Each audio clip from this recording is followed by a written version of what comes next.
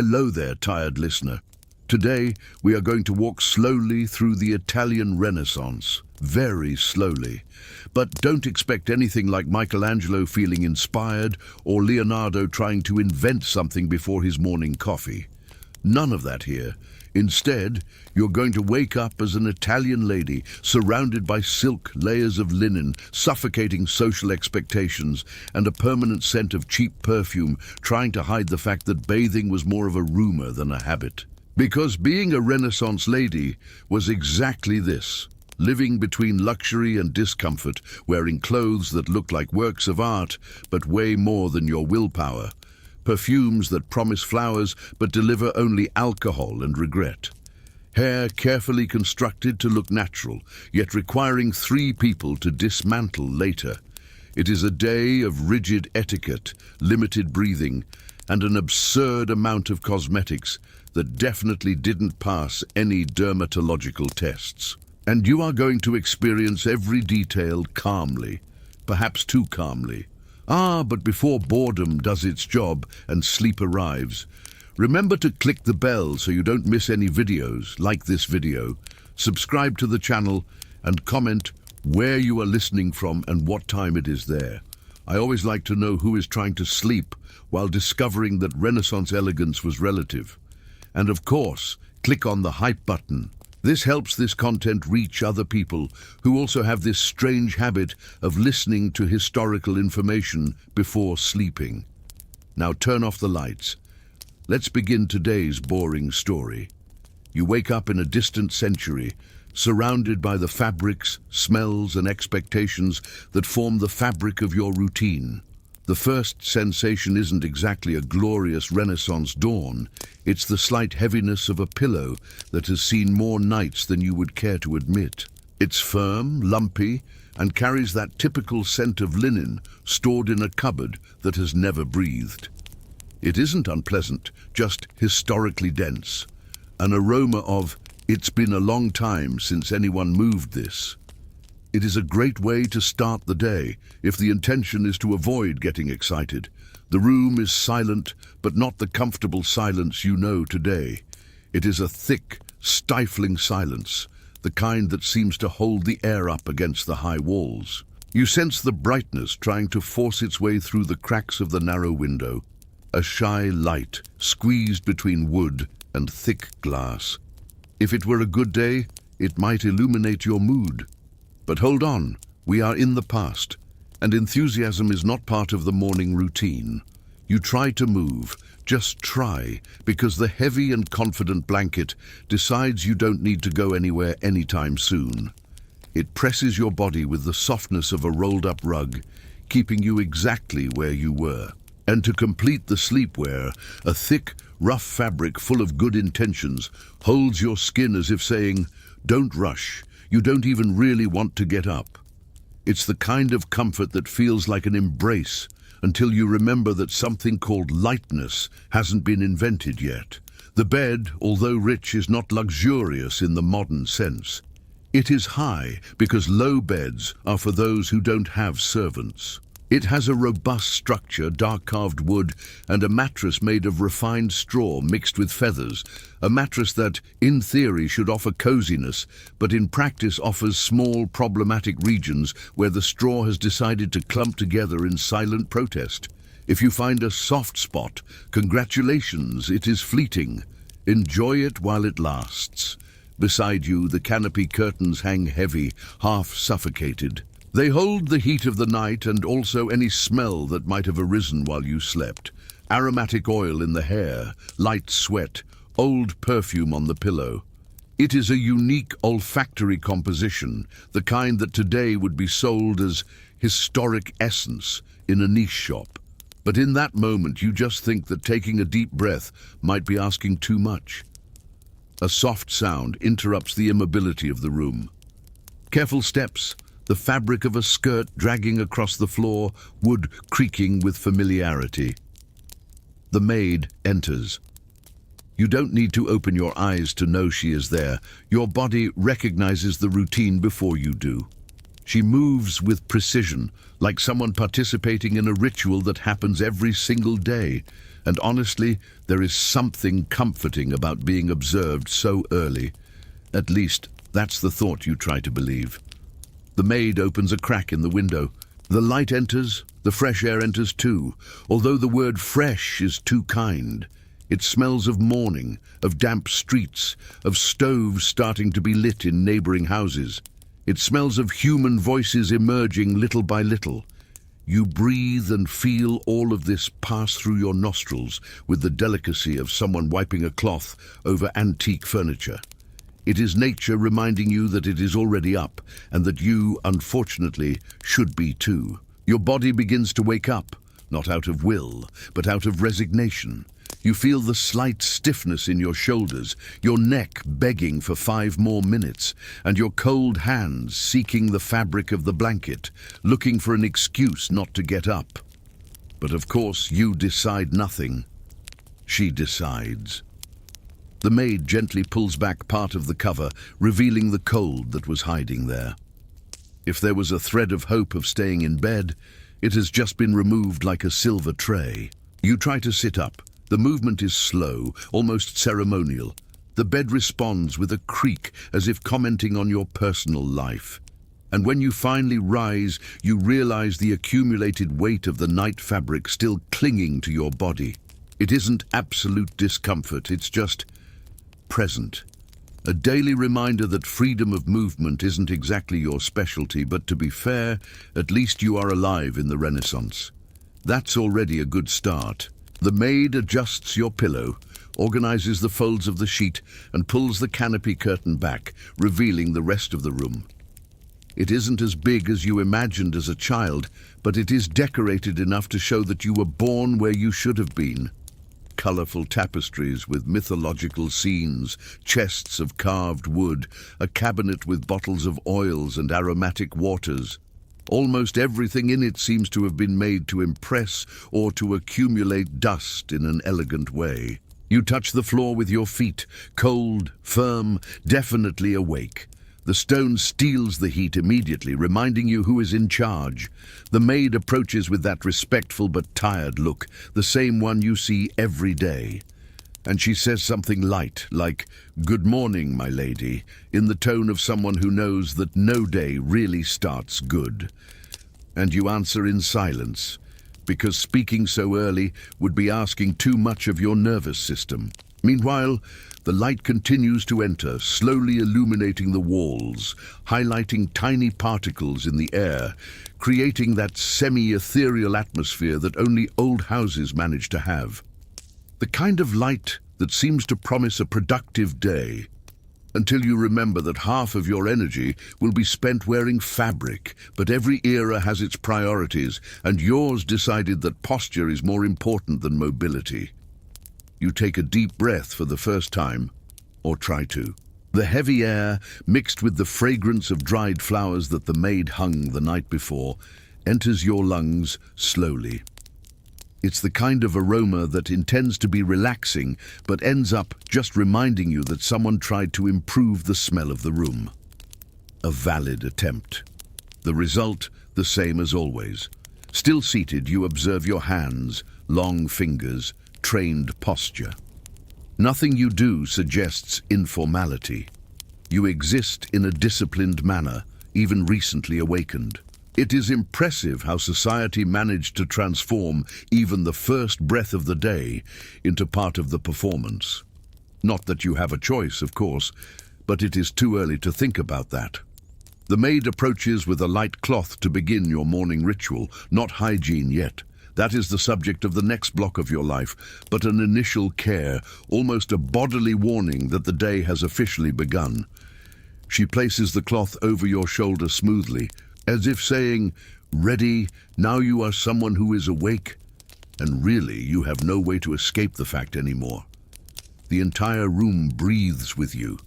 Every noise, every fold of fabric, every step of the maid echoes slowly, as if the day were passing through a filter of historical boredom. But it is an organized, elegant boredom, a boredom that suits you. And as if that weren't enough, the Renaissance still thinks this is just the beginning.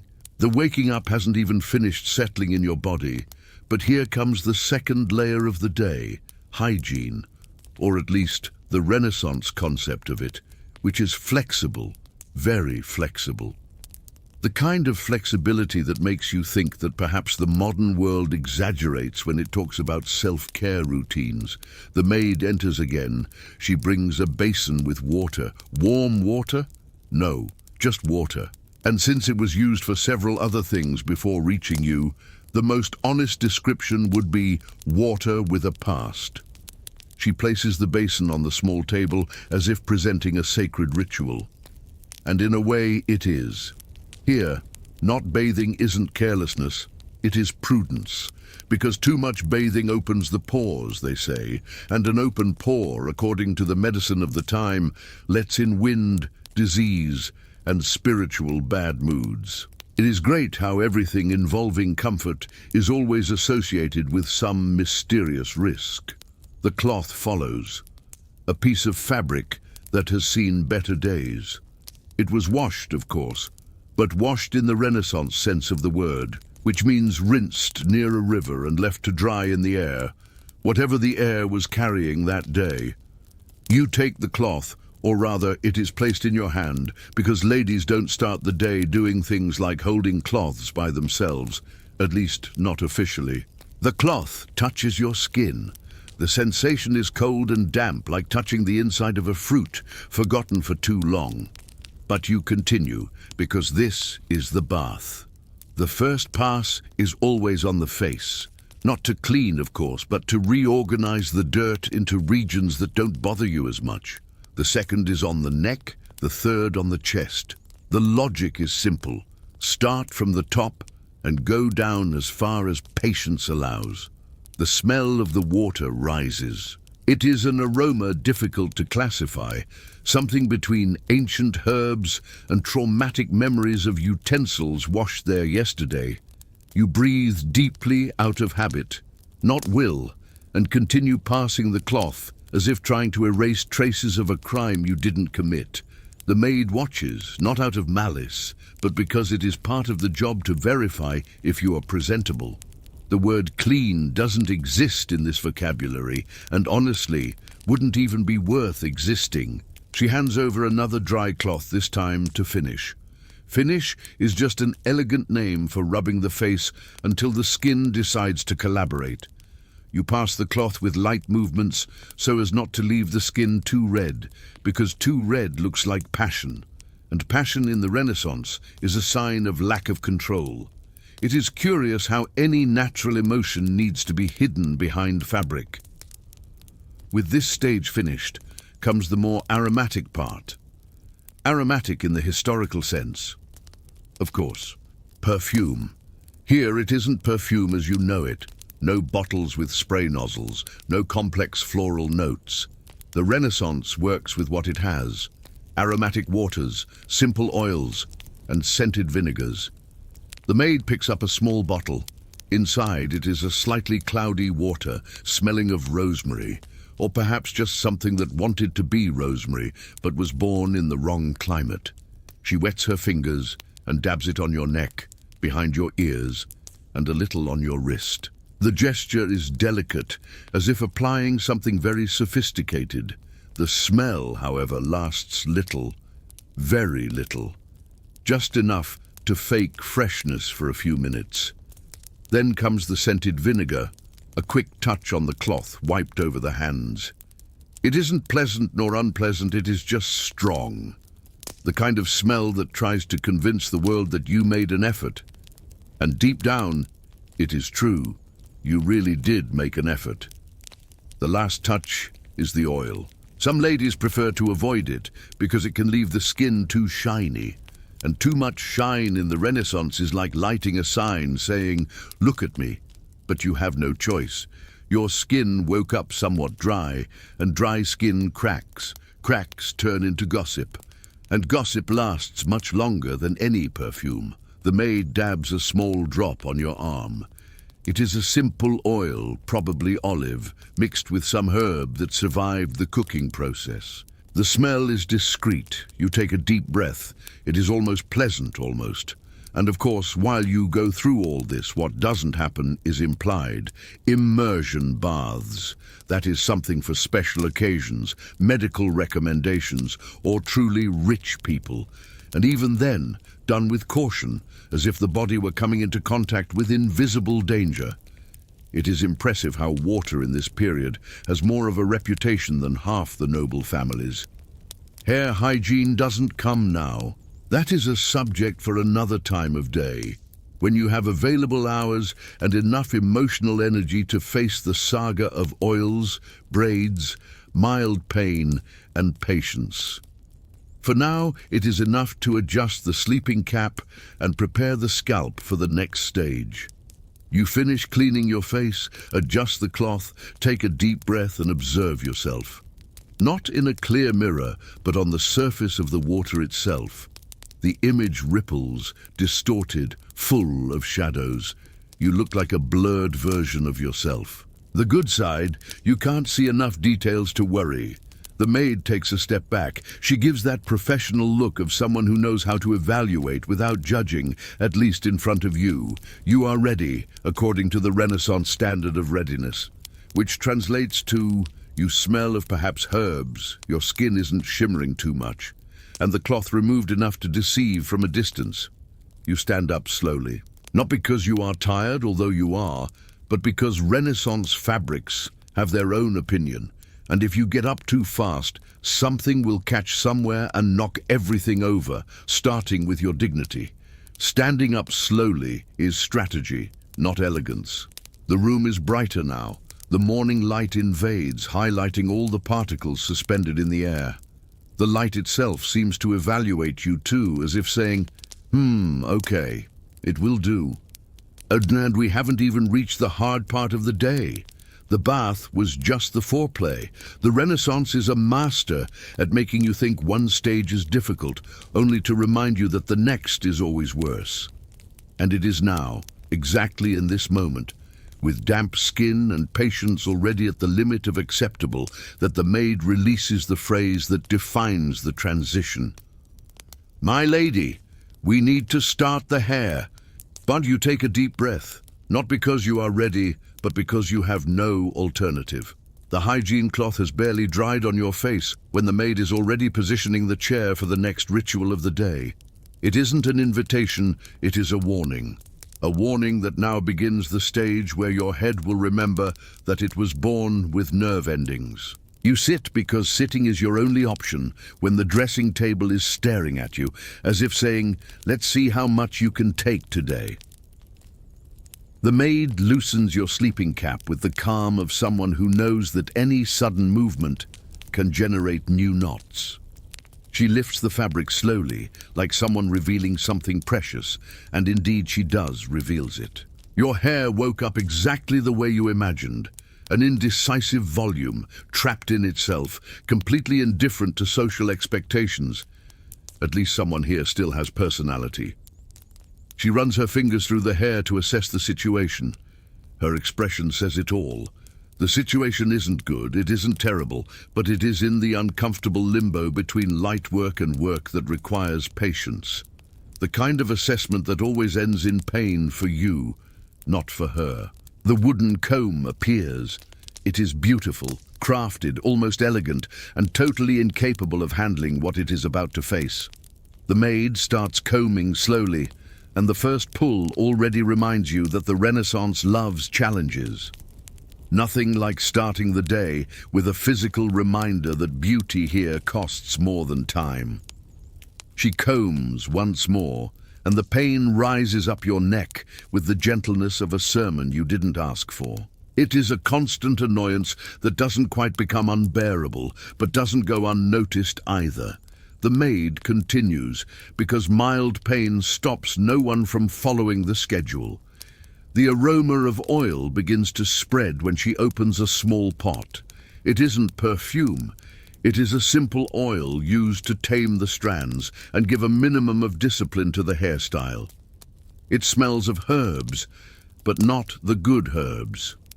It smells of something that grew in the shade and decided to participate in your routine. At least it disguises the smell of the night, which is already a victory. The oil is applied with fingertips. The sensation is of hair getting heavier, as if absorbing responsibility along with the product. The maid begins to separate the strands into locks, organizing everything into lines that make sense only to her. You just feel your head becoming a civil engineering project. And like every project of the era, it will run late and cost dearly emotionally. In this case, she pulls a lock, then another, then one more. Each pull is subtle but constant, a rhythmic reminder that Renaissance beauty was not made for those who like comfort. You try not to react because ladies do not react, at least not in the morning and not in front of maids. The first braid begins, and it begins slowly, like everything in this era. The process is so careful that it seems she is braiding a giant sewing thread. Your strands glide, twist, tighten, and yes, they tighten. The tightness is discreet but firm. There is no room for looseness in Renaissance aesthetics. The braid goes down the length of the hair. The maid works with precision, as if this hairstyle were more important than half the political decisions of the city. And perhaps it is. Appearance moves reputations faster than cars, which happily do not exist yet. So at least no one will use that as a metaphor. She ties the end of the braid with a thin ribbon. The ribbon is pretty, but has that rough texture that decides to scratch the skin just to remind you it is present. The maid adjusts the braid, observes the result, and lets out a "that's better." It is curious how better rarely means less painful, but it hasn't finished yet. Of course not. The Renaissance never delivers something finished so early. She begins to work on the second part of the hair, repeating the process with patience and proportional force. And you feel every movement as if your head were being adjusted to fit into an invisible mold. The second braid is ready, and the first reaction you have is realizing the weight. Braided hair is heavy. It weighs even more when covered in oil and tied with ribbons, and even more when someone decides it needs to go up, because yes, it needs to go up. The maid begins to twist the braids to place them over your head, forming an arrangement that technically should symbolize grace and refinement. At the moment, it symbolizes only the effort of keeping your neck upright. She secures the braids with small decorative pins. Each pin enters as if negotiating a space on your scalp. You feel every single one of them because, of course, you feel them. She takes a step back, analyzes the result, and decides to add one more ribbon. There is no practical reason. It is just aesthetics, and aesthetics here always defeat logic. The ribbon slides between the braids and tightens the skin a little more. Your scalp protests, but no one asks your opinion. And there is still the cap, not the sleeping one. The other one, the fine cap, made of delicate fabric, which will hide part of the hairstyle while displaying another part. It is a strange balance, but it makes sense in the fashion of the time. Show enough to say, "I have hair," but cover enough to say, "I am respectable." The cap descends over your head with precision. It tightens a little. It always tightens. But tightness is considered a sign that it is well placed. You take a deep breath and feel the microclimate forming in there. Mild heat, humidity, and the sensation that your scalp will remember this until the end of the day. It is a sensory experience, just not in the sense you would like. With everything secured, organized, and tightened, the maid releases the classic, "ready." You know you aren't ready. She knows you aren't ready. But socially, this is the moment the hairstyle ceases to be a work in progress and becomes your responsibility. You stand up slowly so as not to displace anything. Your head weighs more than it should. Your neck complains discreetly. And even though everything is in place, you know that any wind, sudden movement, or negative thought could compromise this entire structure. It is almost comforting to know that your head is now officially a piece of unstable engineering. And as if all the effort wasn't enough, the maid still runs a finger along your chin, checking if any rebellious strand has escaped. It hasn't escaped. Of course it hasn't. They never escape when it hurts. The hairstyle is ready, and so are you. In the Renaissance sense of ready, tired, squeezed, and with a scalp, slightly regretful of your choices. Your scalp is still negotiating peace when the maid appears with the linen chemise. It isn't light, it never is. It is the kind of clothing that seems to have been made to remind you where you came from and where you won't be leaving any time soon. You lift your arms slowly because the hairstyle is now its own authority, and she passes the chemise over you like covering an antique piece of furniture. The chemise touches your skin. The fabric is rough, but at an acceptable level for Renaissance standards. Today it is soft, translating to, it doesn't feel like sandpaper. It is the kind of compliment that only exists when discomfort has become routine. The chemise falls to below the hips, covering everything. Just this already weighs. And it is still the first layer, the least problematic one. The maid adjusts the seams, stretches some points, gives small tugs that shouldn't hurt but do. You remain still, because breathing too deeply already threatens the hairstyle. Soon comes the light corset, not the one that squeezes, like in later centuries, but still firm enough to remind you that posture here is an obligation, not a choice. It wraps around your torso with an almost moral determination. The moment she tightens the ribbons, your spine understands that the day will be long. The sensation doesn't quite become suffocating, but it is already a clear limitation. Sitting will be different, walking will be slow, bending the torso is impossible. And as if that weren't enough, the maid pulls one more time to adjust better. Better for whom?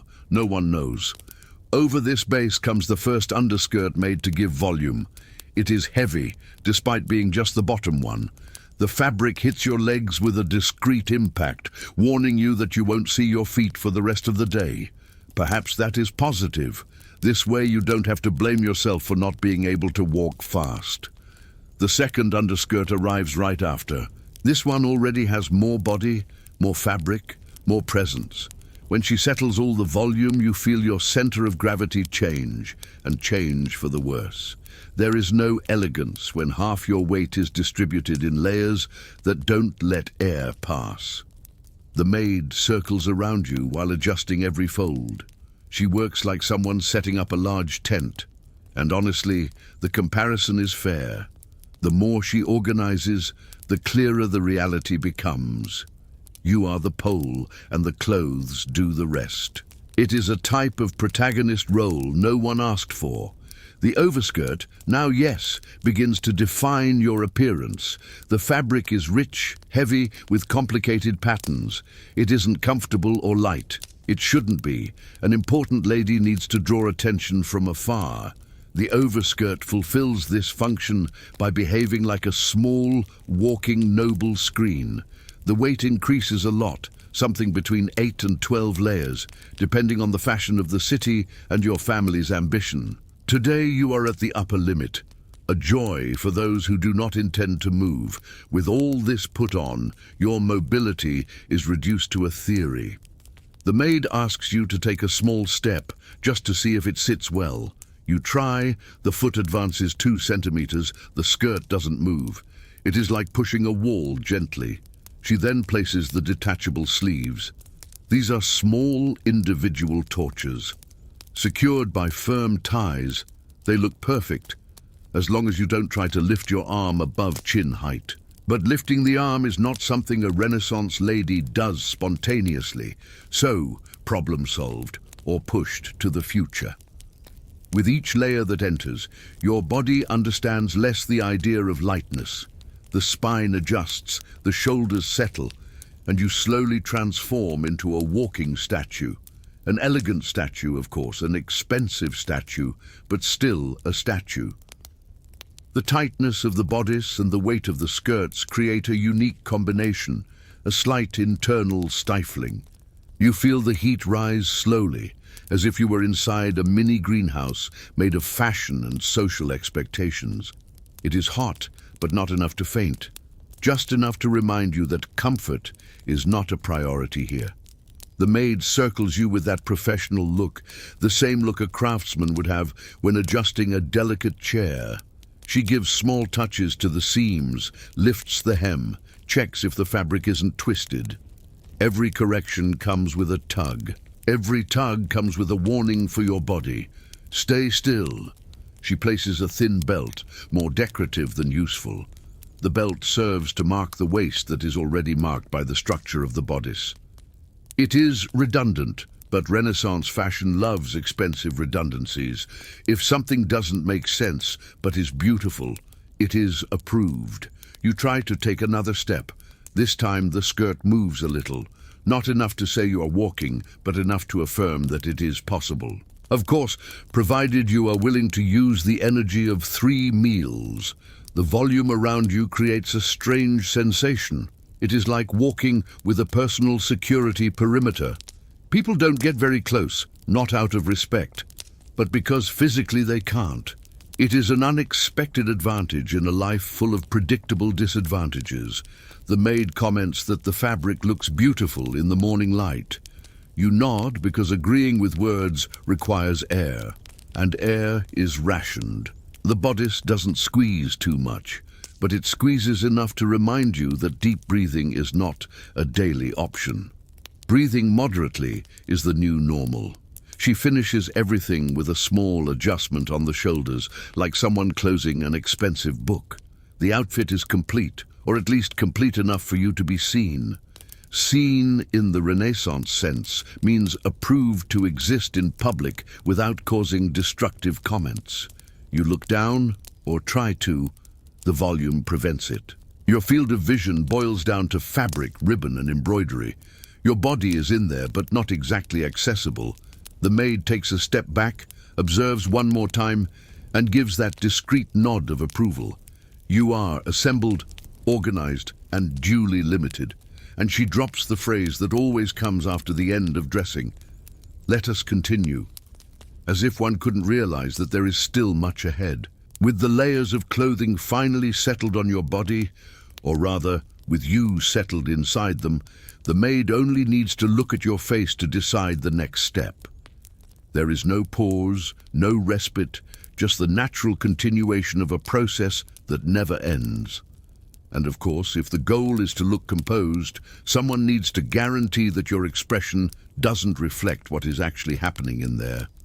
She brings the small table closer with bottles, jars, rudimentary brushes, and little cloths. Everything organized in the same Renaissance logic, enough to sustain the appearance, not enough to make your life easier. The Renaissance never intended to make anything easier. After all, the first item is the pale powder, which gives the skin the pale look so desired among the elites. Not every woman uses this daily. Some do, others only on more public occasions. But today is a day to look impeccable, which means a light layer of the product. And light here means enough to hide any indication of vitality. The maid opens the jar. The texture of the powder is fine, but not exactly pleasant. Although some powders were made with safe ingredients, others, well, had substances you would prefer not to think about too much. That is why she says nothing. It is better to maintain the illusion that everything is healthy enough to continue breathing. She touches the soft cloth to your face and applies the powder with short taps. The sensation is dry, almost cold, as if your skin were being invited to forget it is skin. You don't react. Reacting would be admitting that this bothers you. She spreads the powder all over the face, creating that pale tone that symbolizes status. Because at the time, having light skin meant not working in the sun. It is interesting how every beauty convention is born from some type of suffering of others. Here, at least, the suffering is your own. With the face uniformly pale, the maid picks up a small bottle with pigment for the blush. It isn't a strong red, nothing too flashy, just enough to give the impression of moderate health, because too much health also draws attention. The rudimentary brush touches your skin and leaves 2 subtle spots on the cheeks. Now you look like someone who slept well, even having woken up under a ton of fabric. She observes the result and wipes the excess with her finger.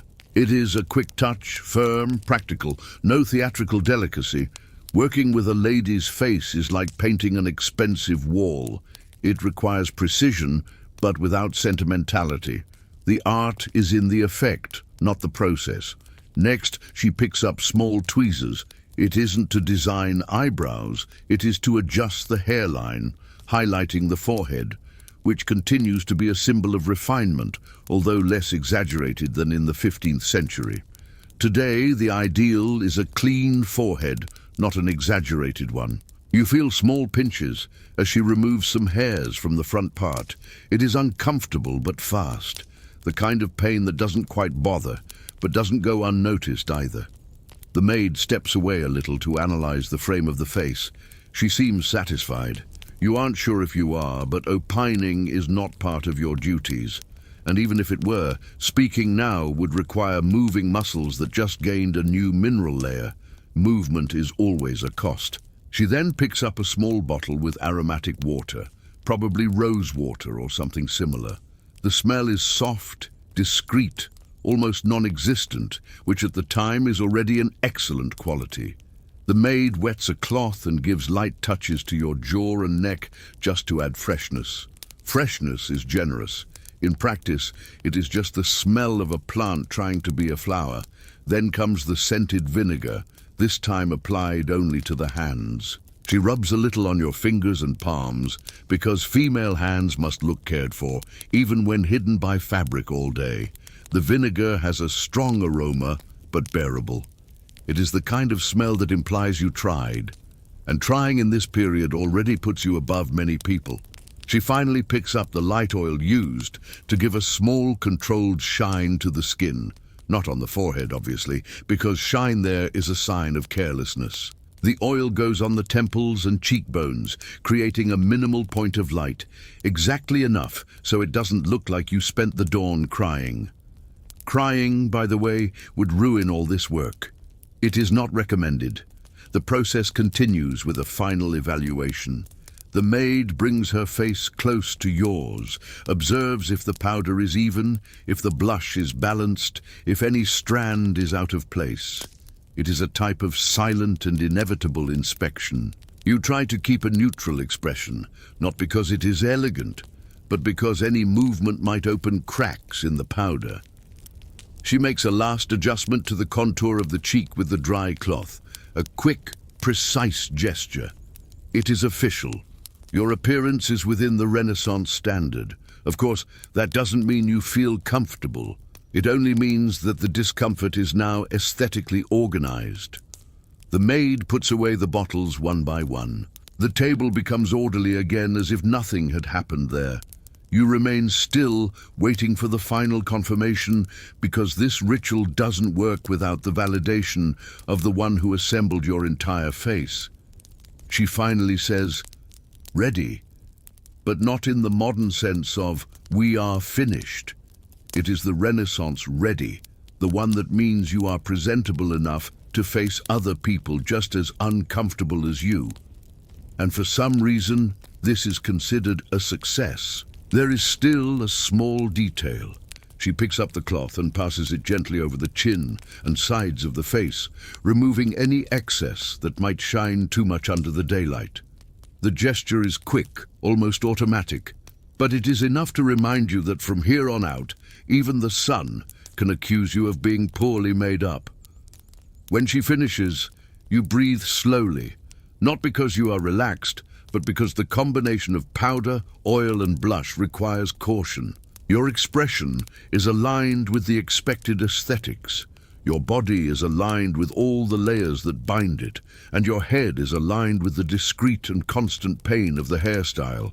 Everything in the most perfect Renaissance order. And before you imagine any rest, the maid arranges your hands so that you can stand up. The day won't wait for you to get used to your own appearance. There are more layers of discomfort waiting. With the face stabilized and the layers finally behaving in place, the maid signals for you to follow her to the corridor. There is no formal invitation, just that automatic movement that everyone in the house seems to understand. Simple walking. But you try to advance. First step short, second step negotiated with the skirt, third step authorized by the bodice, and that is how you enter the rest of the residence, like someone who needs to ask permission from their own wardrobe. The corridor is long, narrow, and decorated with tapestries that were hung there to impress visitors and muffle sound. Not necessarily in that order.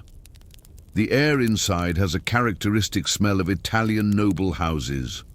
Old wood, burnt oil from lamps, and some discreet perfume coming from dried flowers hanging near the door. It isn't a bad smell, but neither is it the kind of aroma someone would sell in a bottle. The tapestries show biblical scenes, landscapes, figures no one recognizes anymore. They are beautiful enough to look like wealth, and heavy enough to bring down half a wall if they fall. Their texture traps dust as if it were a hobby. You pass by them slowly, remembering that any sudden movement can result in fabric touching your hairstyle. And then the day is over before it starts. With each step, the sound of the house reveals itself. Murmurs coming from the kitchen, steps of servants running to fulfill tasks, dishes clattering in the distance, doors opening and closing with moderate haste. It is the typical soundtrack of a residence where everyone works too much and no one seems rested. It is comforting to know that at least in this aspect, everyone shares the same exhaustion. On one of the sides, there is a small prayer room. You pass by the slightly open door and see the interior at a glance. Simple benches, walls with faded frescoes, and a lamp that insists on almost going out. No one is inside, but the room exists as a constant reminder that devotion is mandatory, even when no one is in the mood for any devotion. The house is large, but not empty. There is always someone appearing in some corner. A maid with a tray, a messenger crossing the hallway with calculated haste, a young servant carrying buckets, a cleaner cleaning something that already looked clean. The Renaissance always finds a way to keep someone busy. As you advance, the stone floor transmits the cold of the morning through your shoes. The sound of your walking mixes with other rhythms, creating that sensation that you are never walking alone. Which is true. Ladies of high position rarely have completely solitary moments, and when they do, it is because something went wrong. You turn right and enter the smaller salon, where the light from outside finally manages to traverse the high windows. The glass isn't completely transparent, so the light arrives somewhat whitish, as if it were tired. It is also impressive how even the lighting seems to share the mood of the environment. The decoration is composed of dark, heavy furniture and cushions that lost their fluffiness centuries ago. The place was not made for rest. It was made to look important and fulfills that role well. Anyone who enters there immediately feels the need to behave, even if that person is alone. On the long table rest objects that only exist because noble houses like ornaments. Painted ceramic vases, a carved box to keep small jewels, and a candlestick too big for the table, too big for the room, too big for anything. But there it is, firm and convinced. It is curious how in that era, greatness often means just bigger than necessary. You walk a little more and reach the internal courtyard, the heart of the house. There the air circulates better. Not much, but enough to remind you that there is something called a breeze. The fountain in the center makes a constant noise, a slow dripping that should be relaxing, but seems to be only calculating how much time is left until it needs maintenance. The courtyard makes clear the contrast that rules the entire elite residence. Beauty and discomfort coexisting all the time. It is beautiful enough to show the family has money and uncomfortable enough so that no one stays there long enough to notice there are no decent chairs. It is a practical aesthetic, to say the least. Something catches your attention on the upper floor. A maid adjusting the bedspreads of another room. The heavy curtains dance a little with the breeze, revealing how each room in the house requires an endless routine of small tasks. Nothing stays organized for long, except your life, which needs to remain organized even when you are not. While you observe the movement, Another maid passes by your side with a bucket of clean water. She doesn't look directly at you, but gives a subtle curtsy, that automatic gesture that shows respect without any enthusiasm. It is a greeting that says, "Good morning, my lady," but sounds like "today again, huh?" And as if everything you are already feeling physically wasn't enough, weight of the clothes, tension in the neck, face partially hardened by powder, the house also contributes with its peculiarities. The uneven floor makes you measure every step. The narrow doors force you to adjust the skirts, and every sideboard seems to have been placed strategically to hit your hip. In case you aren't paying attention, the maid accompanying you opens a side door. She says the larger salon is already being prepared. This means part of the house is in exhibition mode, ready to receive other women who will also fake naturalness while fighting against their own layers of clothing. The salon is spacious, unevenly lit. Colorful fabrics hang from the walls. High chairs live too organized to be used, and the main table is set with decorative objects just to look occupied.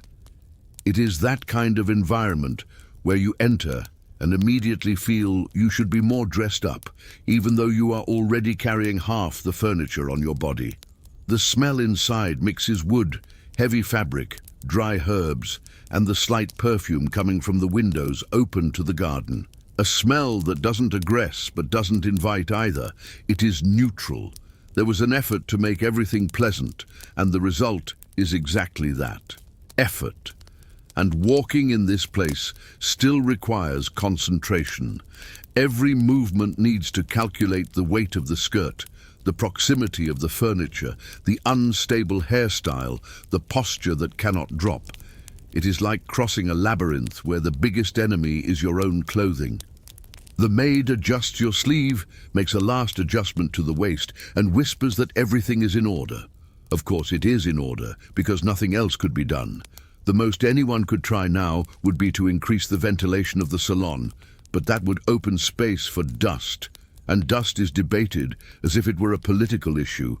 The whole house works like this, beautiful enough to impress, uncomfortable enough to remind you of your place. Everything requires attention, care, and an absurd amount of energy that you didn't ask for. And as always, the day is just beginning. The salon is in relative silence, but it isn't the silence of rest, it is the silence of observation. You realize quickly that the decoration isn't the most rigid part of the house. You are. Standing is already a rule.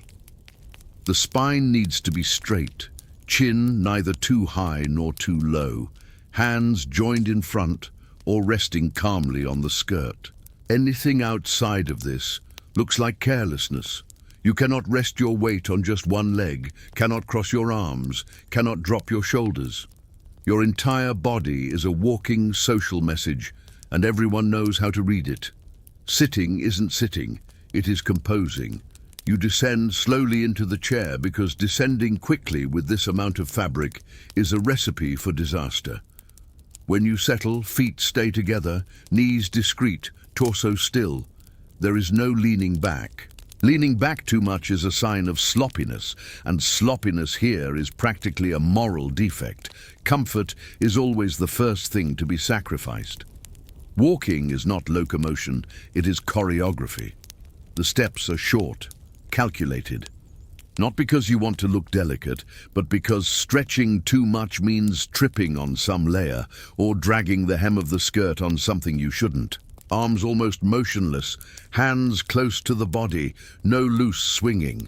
Even tackling a distance of 3 meters takes planning. If someone thinks you look light, it is only because they have never tried wearing what you are wearing.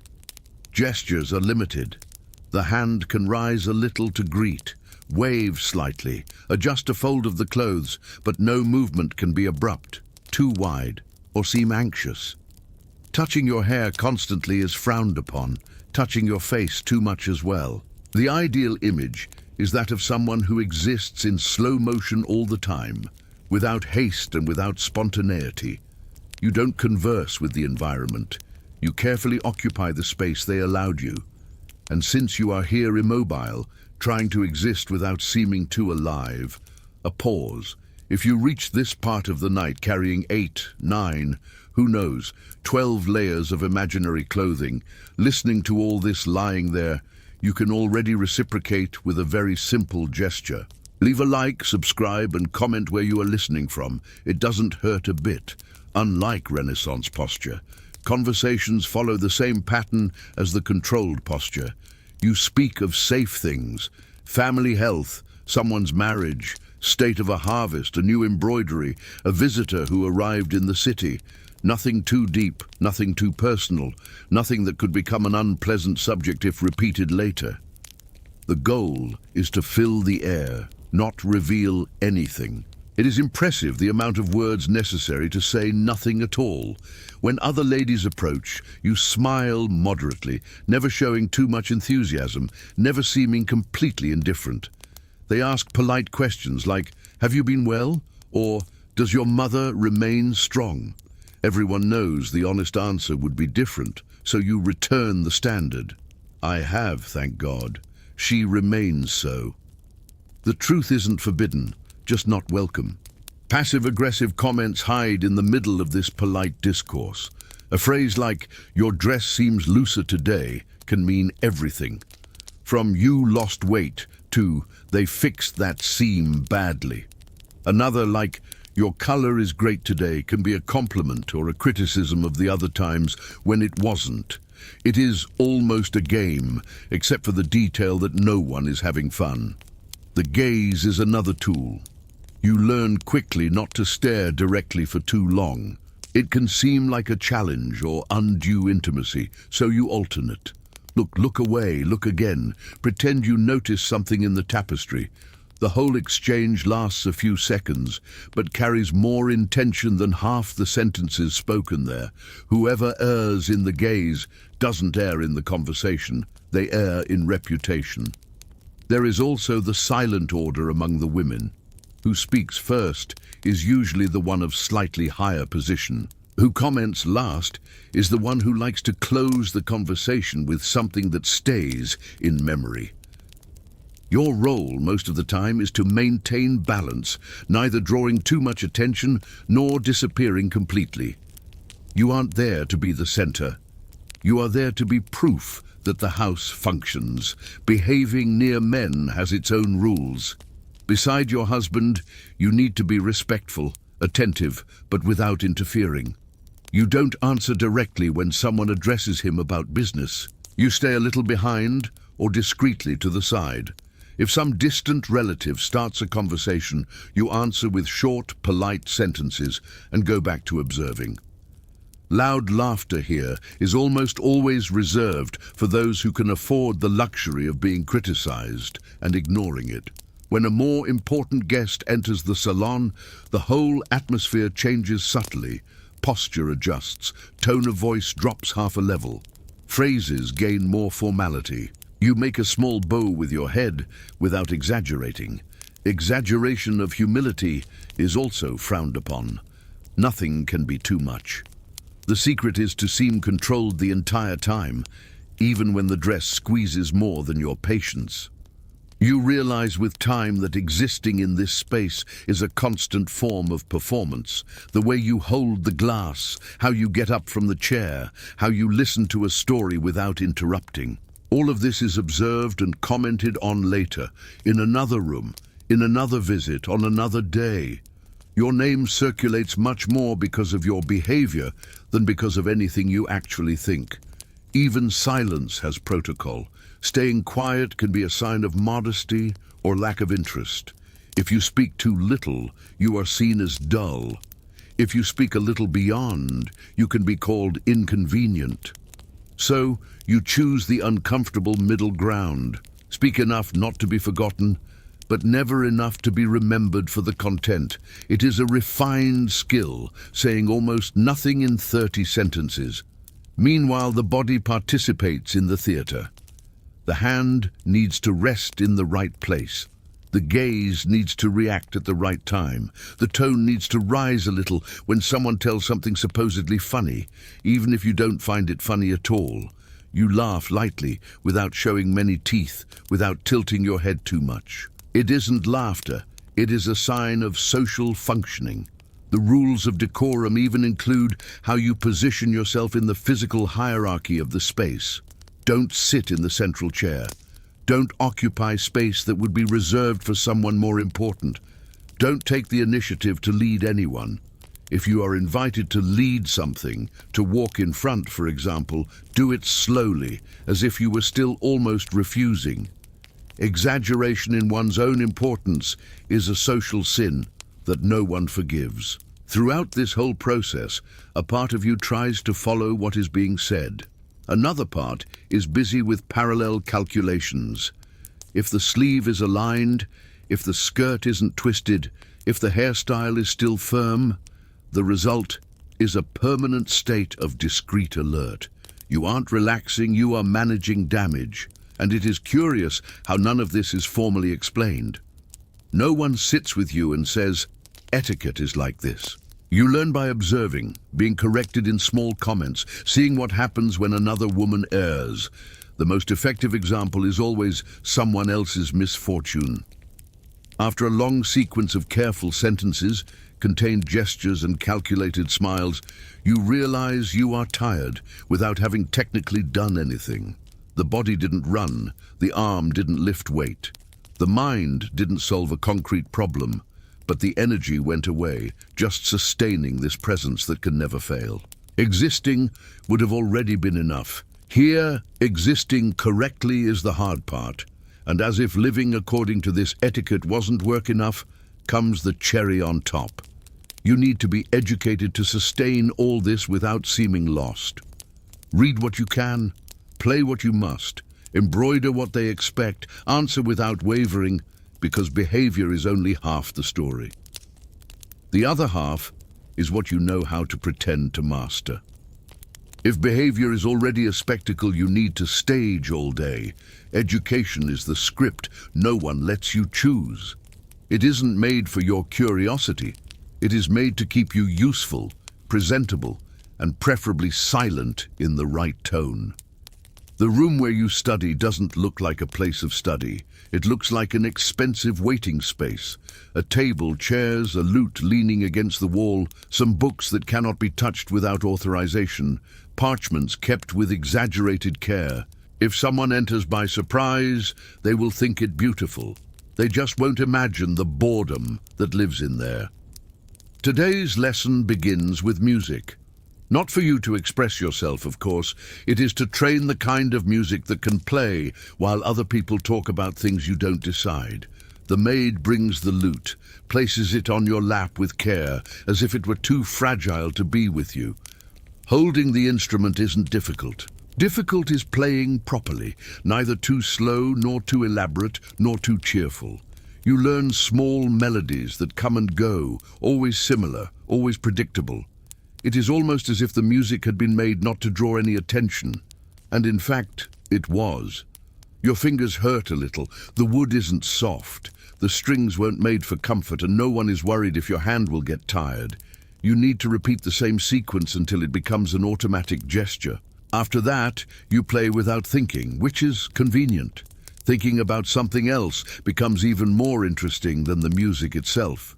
Then comes light singing. No strong voice, no tones that seem too emotional. The idea is that you sing as if you weren't really feeling anything, just filling the air with sound. The governess corrects every syllable, every pause. If the voice trembles, it is nerves. If it seems too firm, it is theatrical. In the end, you invent an intermediate voice, which isn't yours, but is the one everyone approves. Dance appears as part of education too. It isn't dance for fun. It is dance to show that you know how to move in a straight line and in a circle, without tripping, without moving your hands too much, without touching anyone. The room turns into a small training ground for careful displacement. You take marked steps, turn slowly, make small bows. The sensation is of constant rehearsal for an event that never ends. If you take a slightly wider step, someone notices. If your foot slips a little on the stone, someone comments later. When the music and dance stop, embroidery enters. The part of the day where you sit immobile, piercing cloth with thread and attention. The design you make doesn't matter as much as the discipline the task requires. Flower, leaf, religious symbol, family crest. Everything serves as long as it is symmetrical. The eyes tire, the fingers stiffen, but the embroidery continues. It isn't just ornament, it is proof of patience. A woman who cannot endure 2 hours of embroidery in silence is considered weak. Apparently carrying fabric all day isn't enough. Every now and then someone compliments your stitch, never as a complete compliment, of course. It is becoming good for your age, or it improved since last time. These are phrases that come with a neutral air, but make clear that there is always a level above that you haven't reached. The advantage is that with your head down, no one sees your true expression. After the cloth comes the paper. Reading is allowed, but with well-established limits. The books that reach your hands are selected. Moralizing religious texts, some excerpts from respected authors, sometimes old letters from the family itself. Nothing that ignites too much curiosity about the world out there. You read aloud to the governess who corrects pronunciation, intonation, pauses. Reading here is more a performance than an act of comprehension. If you show too much interest in the content, this can be seen as a restless mind, and a restless mind doesn't match what they expect of you. Some families allow contact with Latin or with the language used in more formal documents. You won't use this to speak, only to understand a citation, recite a phrase at Mass, fake some level of erudition in specific moments. It is showcase knowledge, not usage. If you memorize a complicated phrase and say it at the right moment, they will praise the teacher, not you. When the books close, the sketches return, small drawings made on paper or parchment. You copy margins, ornaments, simple figures, not to be an artist, but to know how to decorate letters, notes, small cards. Everything must look refined, even when the message is, "I will just be there." Your hand learns to draw the same leaf for the 1,000th time. The line sharpens, improves, organizes. The head, on the other hand, begins to spin in circles. It is a bit ironic. The more you learn to draw living things, the stiller you must remain. Conversation is also part of education. Strangely, it is not teaching you to speak, but teaching what not to say. The governess proposes situations. If a woman compliments your clothes like this, answer yes. If someone asks about your health in public, answer thus. Everything trained, everything ready. You discover that there is a standard answer for almost everything. Thank, deflect, compliment back. Never go deep. If you ask any more objective question, you are liable to receive a look that says, "This is not a subject for you." Knowing how to speak here is mainly knowing how not to use your own opinion. In some rare moments, someone comments that you are an educated young lady. This means you know how to play some songs, read a certain amount of words, embroider without making too many mistakes, and stay quiet at the convenient time. None of these elements improves your practical life, but all improve the prestige of the house. And still, all this education isn't yours. It is the family's. It is proof that they can exhibit a daughter who embarrasses no one in public. If you know how to sing, play, embroider, recite, and smile at the right time, the ones praised are your parents. You are the final work. They are the names signed at the bottom. Sometimes in the middle of a music or reading lesson, you think of things that don't appear in books, places you will never see, discussions you won't have, decisions you will never take. These thoughts have no space in the room, not officially. So you keep them, sew them together with the embroidery, pin them with the hairstyle, hide them behind polite phrases. The day advances and education follows the same rhythm, slow, repetitive, controlled. You learn a lot about form and almost nothing about choice. In the end, you know how to play, know how to dance, know how to answer, know how to be silent, know a little of everything except deciding what you want to do with it. And the time for the formal meal hasn't even arrived, where even the way of holding the fork needs to seem studied. Because learning is one thing. Using what you learned in front of everyone without erring is another layer of effort that doesn't appear in the curriculum. The educated part of the day serves not only for you to know what to do with your mind, it serves mainly so you don't embarrass yourself in the most sensitive area of all, the table. Knowing how to hold a lute is pretty, but knowing how to hold a fork the right way is what decides if you will be talked about after dinner. The passage from the salon to the table is almost a second test of balance. You aren't going to eat. You are going to demonstrate that you can cross a few meters without knocking over part of your own clothes. The maid clears the way, and you enter the environment where the meal is not a meal, it is public evaluation, disguised as lunch. The long table is set with exaggerated care. Every plate, every knife, every fork, yes, fork, an Italian privilege that the rest of Europe still looks at sideways, is in the exact place someone decided decades before. Nothing changes, nothing improvises. Improvisation here is treated as an enemy. You approach the chair that is already yours, not by comfort, but by hierarchy. The whole family knows where you should sit, and any deviation would generate discussion. If someone swapped places spontaneously, the house would spend the rest of the month trying to understand the gesture. Positions matter more than meals. Sitting is another test. You control the skirt, descend slowly, try not to hit the wood, try not to drag too much fabric. Posture becomes rigid because there is no alternative. A lady who relaxes her spine during the meal transmits the wrong message. Which one? All of them. Comfort is always interpreted in the worst possible way. The first gesture is washing hands. A servant passes with the basin and pours clean water over your fingers. Not really clean, of course. It just gives the appearance of ritual. You dry on a cloth, take a deep breath, and wait for someone more important to start the meal. You eat only after them, social order seen in liquid form. The food arrives in large platters. The smell is good.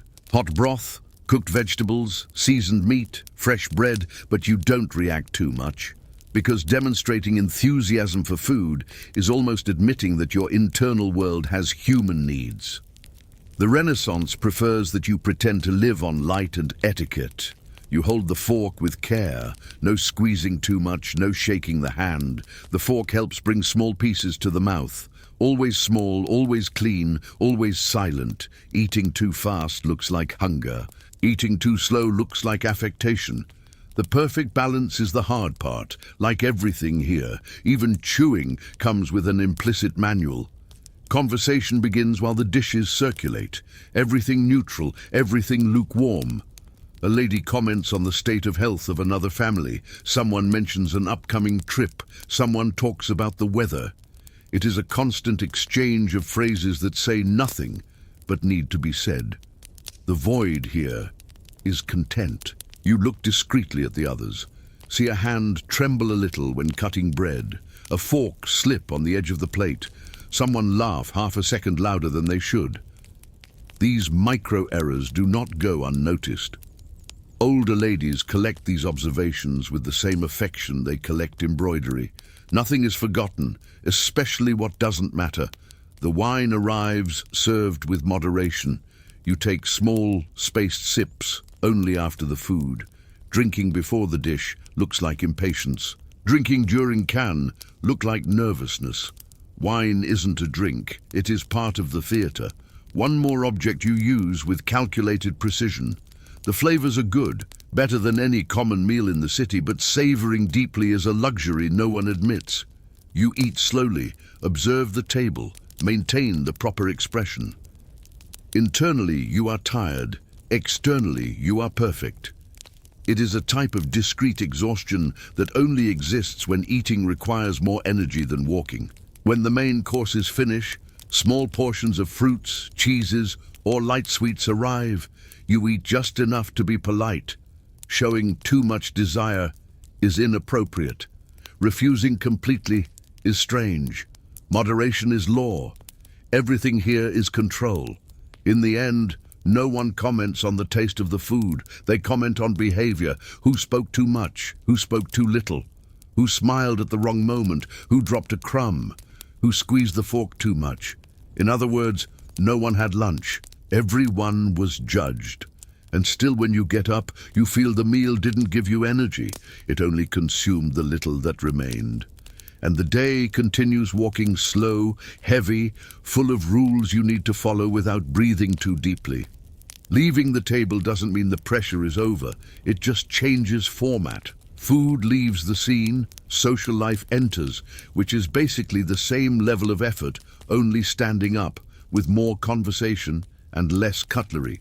You return to the salon, the same one you had crossed earlier. Now it is fuller. Other ladies arrived, some relatives, others there for alliances, others you see so many times you don't even remember the degree of kinship. Everyone has a name, history and opinion. But what really matters is the dress, the tone of voice, and who each one talks to. No one simply enters. Each arrival is a small appearance. The person crosses the door, adjusts posture, measures who is looking, who isn't, and only then advances. You do the same, not because you like it, but because you know that if you enter too loosely, someone will notice. Here, even entering a room is a monitored activity.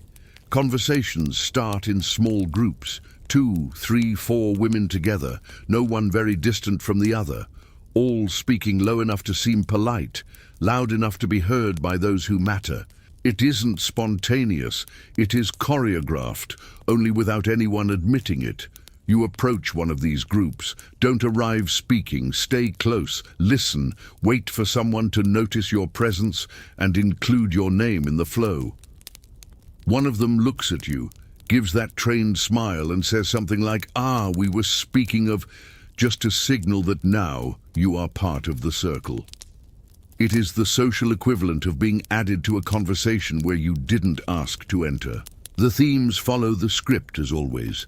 Someone mentions a recent wedding, another speaks of the health of a distant relative, another discreetly comments on a political change in the city without citing anything too delicate. All speak, none commit. Every now and then, a sharper comment appears, hidden in a polite phrase. I heard that the daughter of such family has been very animated at parties. The word animated carries half the judgment of the city. You listen, react with a slight raising of the eyebrow, nothing more. It is never just gossip. It is a warning of what can happen if you go off script. Meanwhile, the men occupy another space, sometimes in the same salon, sometimes in an adjacent one. They speak of business, positions, decisions. You hear fragments, but don't enter. Your presence is tolerated, not consulted. If you give too much opinion, someone will remind you that you don't need to worry about that. At some moment, someone suggests music, not as true fun, but as a sonic backdrop to continue the same conversations. A musician of the house appears, or someone from the family plays. The sound fills the salon, but doesn't dominate. It is just like that. Even music is forced to stay in the background. You are invited to sit near an older lady, the kind who dominates the room without raising her voice. She asks about you, the family, how the husband has been. The question is common, the answer too. What she wants isn't information. She wants to measure your way of speaking, your tone, your posture. You are the subject and the test at the same time. In the pauses of conversation comes the most exhausting part.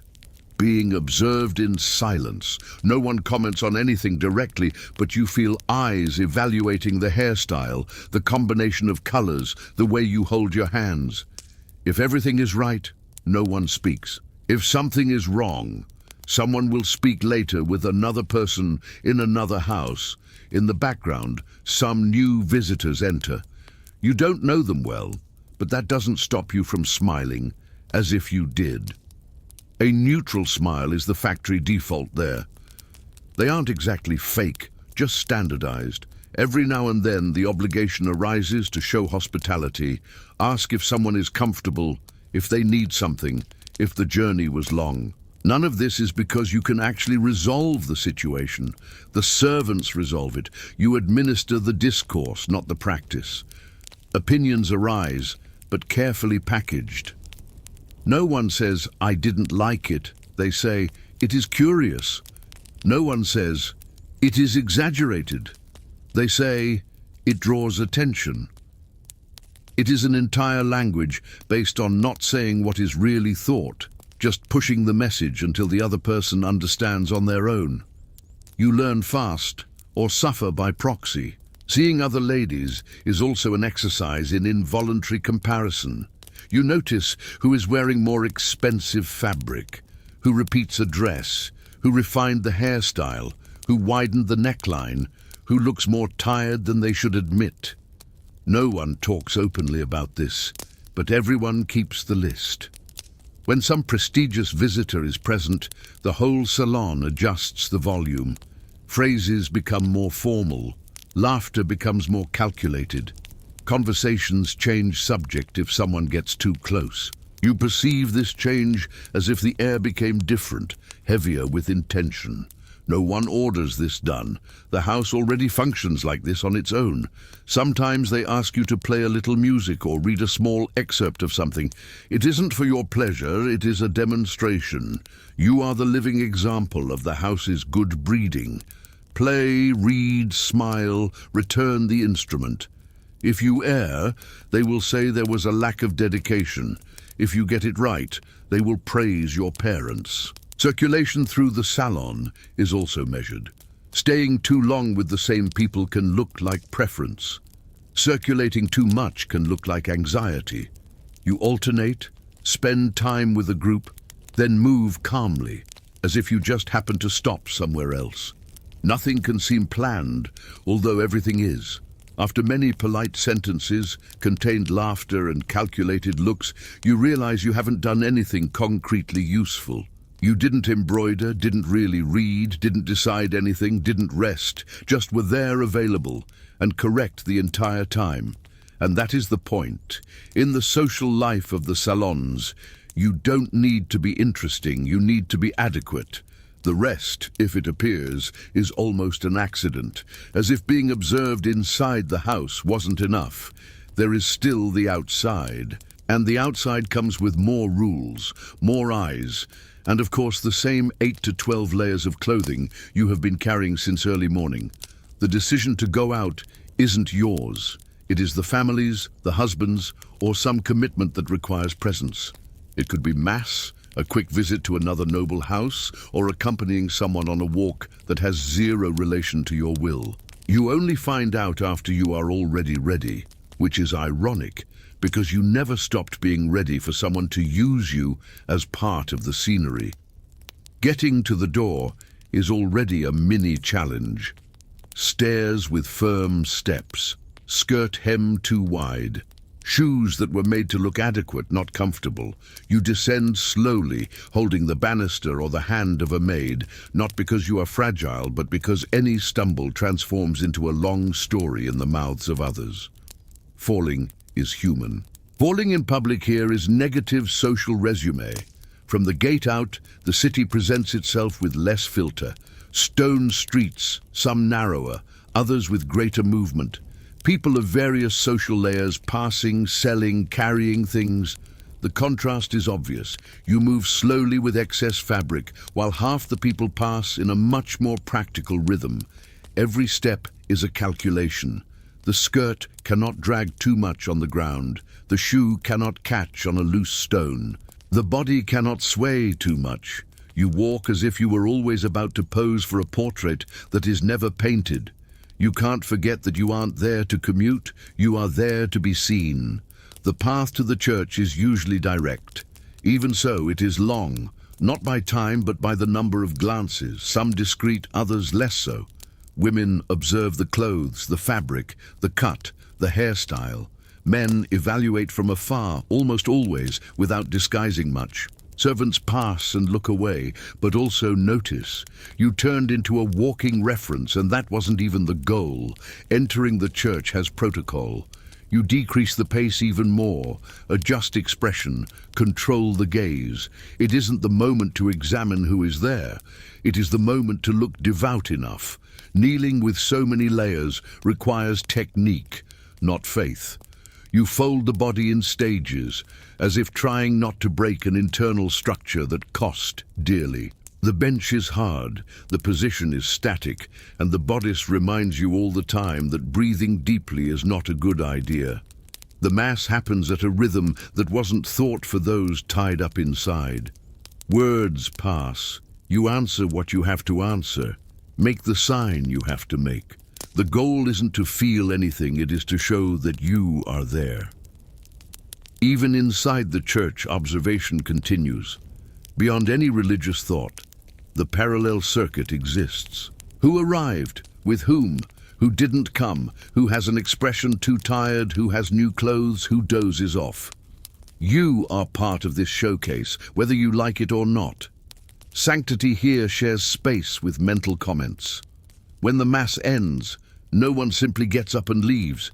The exit takes time, greetings, waves, formal phrases, quick mentions of someone's health or some relative's trip. You repeat the repertoire. It was good to see you. I hope you are well. We will see each other soon. Translation: I couldn't escape you today, but that's fine. If the day includes a small walk, worse for your legs. Sometimes it is even taking advantage that they are already out to visit another house.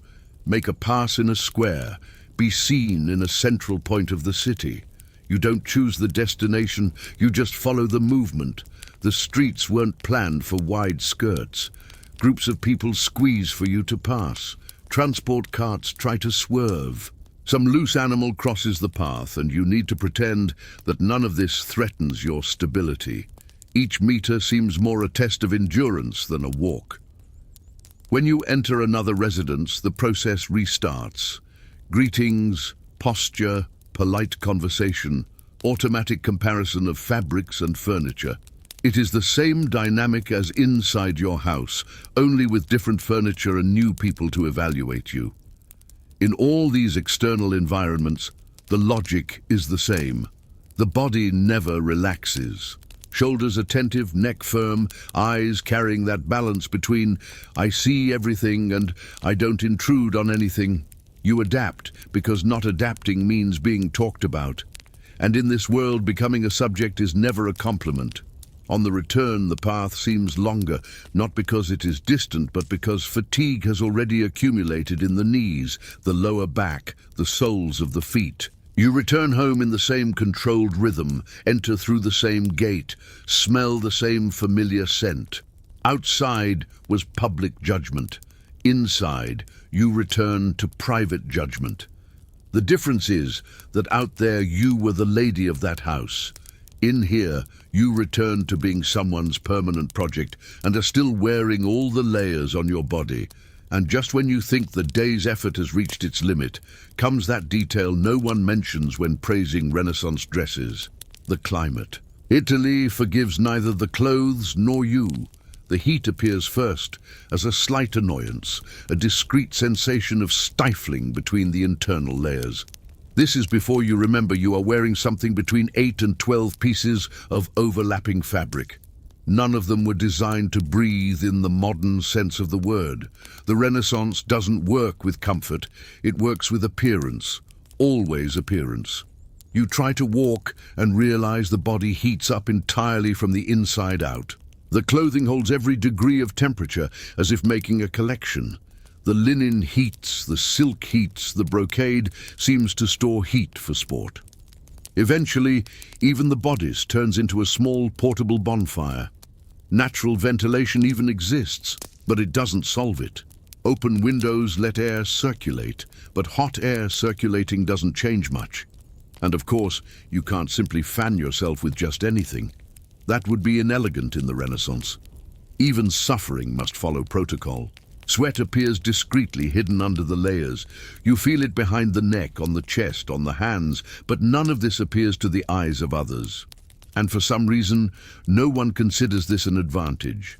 Instead of relief, it becomes just another sign that you are melting with dignity. The mixture of smells is another silent battle. Clothes that have been used throughout the day, heated skin, remnants of aromatic oil applied in the morning, and a slight smell of herbs from the perfumed waters you used in the bath. None of this combines much, but there was no possible combination to compete with the climate. You are exhaling something that can only be described as elegant sweat in process. Maids pass by you to adjust a sleeve, tighten a ribbon, lift the skirt a little for you to cross a corridor. Every touch of theirs moves the layers and releases small pockets of hot air, as if your clothes were cooking by compartments. And as if the temperature wasn't enough, the weight of the clothes decides to participate. Every hour it seems you gained half an extra kilogram. The skirts pull down, the bodice presses, the sleeves bother. It is like carrying a small piece of furniture all the time. Congratulations, you turned into an ornate shelf that perspires. The house, of course, doesn't help much. The light of the lamps heats the environments, smoke accumulates near the ceiling, and closed corridors trap more heat than they release. You try to find a draft, but there is always someone standing exactly where the wind finally appears. It is almost personal. When the climate gets more intense, some ladies use aromatic waters on the wrists or neck to feel some sensation of freshness. It works for a few seconds until evaporation disappears and the heat returns victorious. As always, temporary freshness is the maximum the Renaissance offers, and even so, you continue maintaining posture, short steps, controlled expression. The heat makes the body want to collapse, but etiquette commands ignoring every sign of discomfort. On the outside, you seem stable. On the inside, you are close to turning into broth. The day advances, the light changes, but the heat remains stuck to you and the clothes you chose or that were chosen for you. Nothing improves, really, it only changes intensity. In the end, the Renaissance has two types of climate: hot and too hot for those wearing 12 layers. The heat doesn't improve, it just changes place. It leaves the high part of the house, descends inside you, mixes with tiredness, with the weight of clothes, with the discreet pain in the neck. It is late afternoon, but the body didn't understand this as a sign of rest, only as one more time when you are still assembled.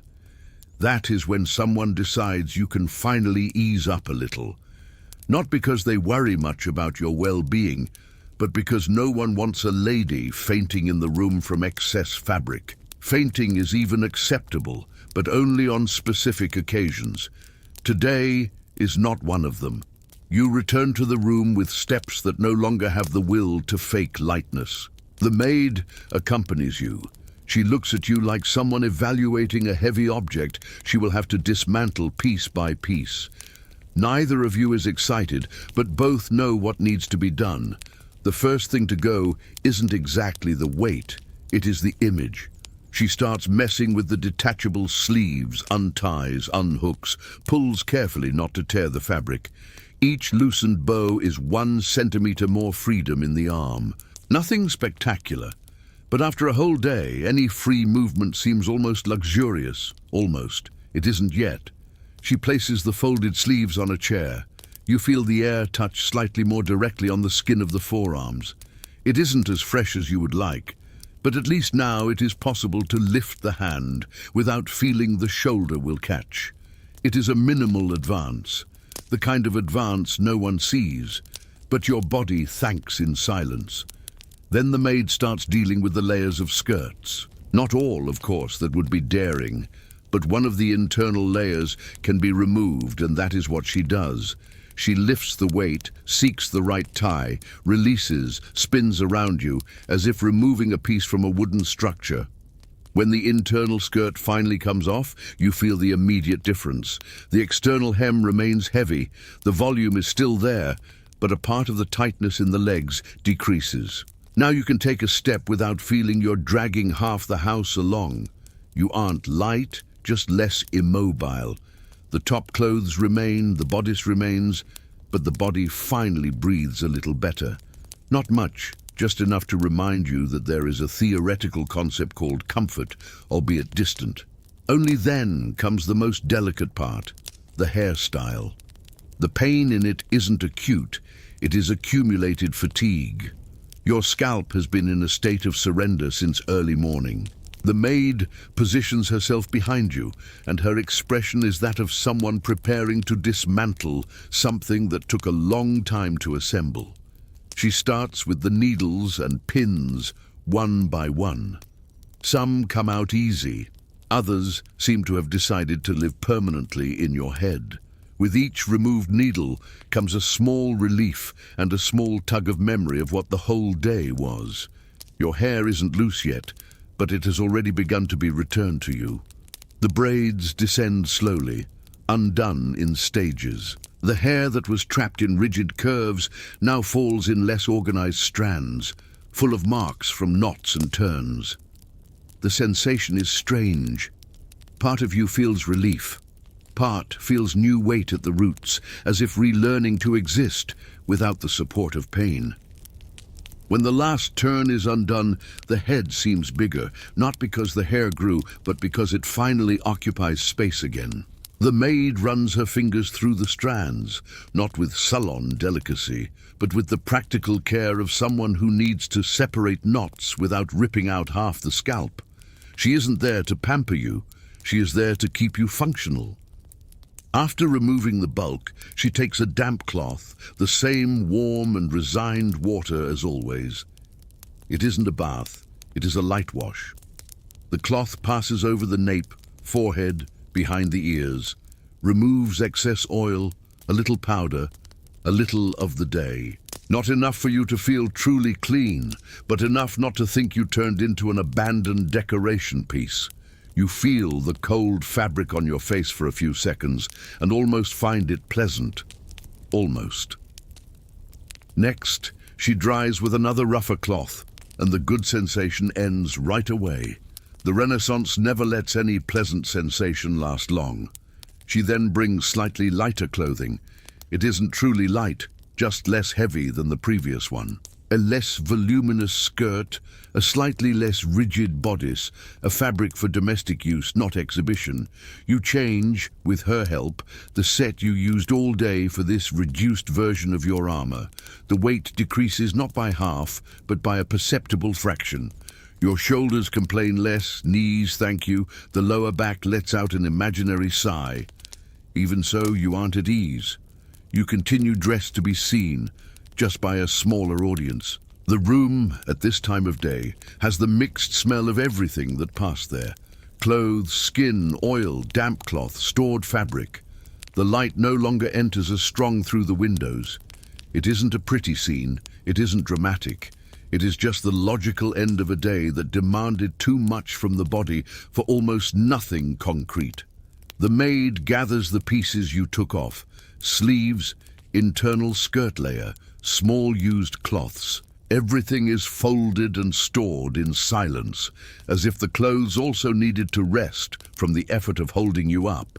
You stand there with less fabric, less tightness, and the same amount of responsibility as always. Lighter doesn't mean free. It only means the day decided to change the shape of the tiredness, and there is still the whole night to get through. The room receives you as if it already knew the state in which you arrive. Quieter, darker, with that still air that doesn't refresh, but at least demands nothing of you. The door closes behind, and this simple movement already seems like half the rest. Not because it relieves the body, it remains heavy, but because finally you don't need to seem attentive. The maid lights a small lamp to illuminate just enough. Nothing stronger than that. Too much light at night only makes everything more tiring, and you don't need one more reason for the body to complain. She moves slowly, not out of kindness, but because she knows that any loud noise at the end of the day is almost an aggression. The domestic clothing that replaced the heavy version a short time ago will now be loosened. Not removed completely, That only happens later, but enough to let the air circulate a little better. The maid unties bows, loosens seams, releases the bodice so that the chest can finally expand with more naturalness. The body finds the freedom strange, and yes, it is a little humiliating that breathing is considered a luxury. The bed is ready. It doesn't seem very inviting, but compared to everything you carried throughout the day, it is almost a reasonable deal. Rigid pillows, heavy blankets, sheets that keep the smell of use. Not unpleasant, just real. It is the kind of environment that doesn't try to fool you. It wants you to sleep, but within the Renaissance standards of discomfort. The maid brings a damp cloth and passes it on the face, neck, hands. The water is no longer fresh, but creates that contrast that makes the body slow down. It is the maximum relaxation the Renaissance offers before sleeping. Instead of a bath, you get an implicit invitation to accept that enough is enough for today. Partial cleaning, partial sleep, partial rest. Everything works on the logic of almost. She puts out the larger lamp in the room, leaving only a very small flame near the wall. Light falls, shadows lengthen, and the environment becomes slower. Not magical, just slow. The kind of slowness that gives the brain a chance to give up little by little without being dramatic. You approach the bed and sit carefully. There is no rush. At this time of day, haste would be a waste of energy. The heavy blankets are there waiting, and they don't make anyone's job easier. You lift the fabric, enter slowly, adjust the position until you find something that doesn't press too much on the ribs. Sleeping here is more a negotiation than a natural act. The maid makes the last adjustments to the environment, closes the window a little if the wind is strong, adjusts a cloth on the floor near the bed, checks the lamp one more time so as not to leave anything too lit.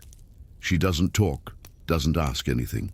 She knows that silence at the end of the day is the best form of social mercy available. When she withdraws, you are alone for the first time since early morning. The room seems bigger now, stiller. The sound of the house decreases. Steps become rare. Voices disappear. Doors close in the distance. It is the first real sensation of rest. Not physical rest, but the rest of not being observed. The body sinks slowly into the layers of the bed. It isn't comfortable. No bed of the era is. But after a whole day sustaining posture, etiquette, fabric, heat, and expectation, the simple act of lying down is almost a gift. The blankets weigh, but the weight now works in your favor. Not as modern comfort, but as a reminder that the day is over and you are trapped under something that for the first time demands no performance. It is just cloth, heavy but harmless. Breathing finds a slower rhythm. The mind follows. There are no more conversations, no more posture, no more audience. Only the thick silence of the room and the accumulated exhaustion that finally has permission to exist. And as if the tiredness of the body wasn't enough, comes that exhaustion that doesn't scream, just weighs. The kind that pushes you slowly towards sleep, as if saying, now you can stop, because the day was too long, and the night finally is willing to pretend it understands. You stay there quiet, under the covers, without needing to do anything other than exist. The room is dark enough to hide everything required of you throughout the day. For the first time, no one looks at you, no one measures you, no one expects a reaction. This, by itself, is already half the rest. The head still feels the place of the braids that are no longer there. The scalp pulses lightly, as if still trying to understand that the tightness is over. The body carries the memory of the weight of the clothes, even without all the layers. It is as if the day had left invisible marks on every joint. You remember the hard bed in the morning, the suspicious pillow, the damp cloth that pretended to be a bath, the aromatic water that disguised half the smell of the previous day. Remember the maid turning, pulling, pinning, adjusting you. Nothing there was about you resting. It was all about you being presentable. The tight hairstyle, the firm bodice, the heavy skirts, the insistent heat, the full table. the fork that couldn't fail, the conversations that couldn't say anything.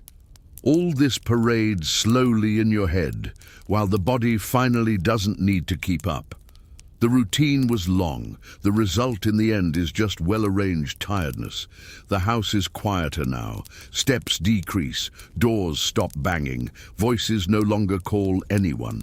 Outside, the city slows down too. Inside the room, the loudest sound is your own breathing, heavy but rhythmic. For the first time in the day, no one wants you to make an effort. If someone entered now, they would see only a lady lying in a reasonable bed, covered, motionless, calm. They wouldn't see the weight of the entire day carried on the back, the neck, the hands that spent the whole day in the right place. Seen from the outside, it always looks less tiring than it was. You, on the other hand, know exactly how much each gesture cost. You know the price of standing straight when you wanted to sink, of smiling when you wanted to stay neutral, of speaking when you wanted silence. You know the weight of the clothes, the house, the expectation, the name itself. None of this disappears at night, it just gets quieter. The only thing that really changes now is that no one demands you disguise the exhaustion. If the body wants to black out at once, it can. If it wants to black out slowly, it can too.